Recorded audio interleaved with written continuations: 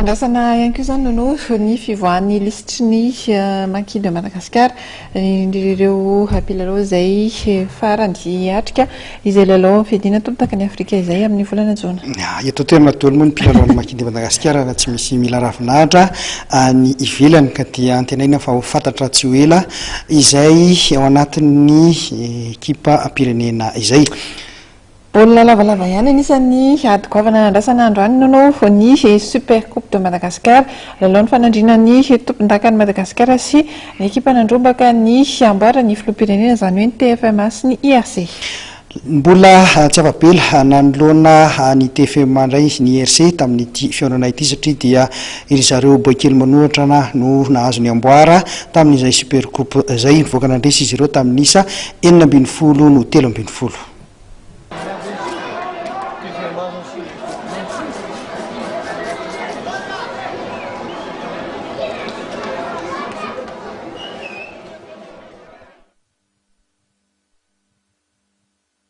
Tsy avapela tamin'ny boakely manohatra na ny TFMA nakasina ny Arivo Rugby Club teo amin'ny fiadiana ny Super Coupe izay nitanterahana teny amin'ny kianja Makis Andohatapenaka tolakandro.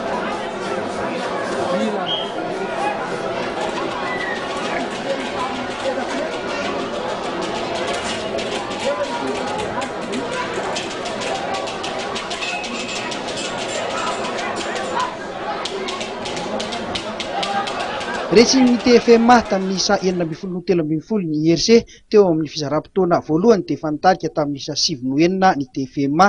Araka izany dia tsy nisy ny baolina matiny tanana tao anatin'izay fizarampotona voalohany izay tamin'ny alalan'ny fitsarana hors-jeu avokoa no nitokony ny rotota.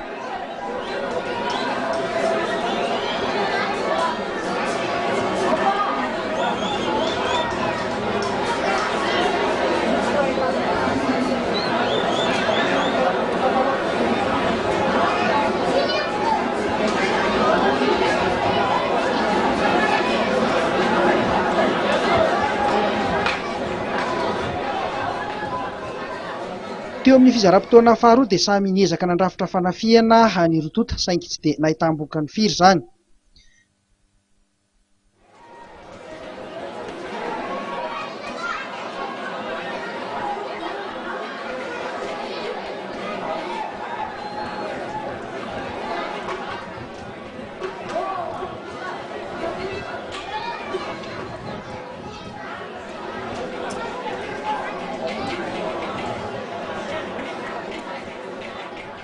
Tany amin'ny 15 minitra tsy iravana dia nahatonga baolina nentim-tanana ny IRC izay nitarika tamin'ny isa indray teny amin'ny solaitrabe 13-9.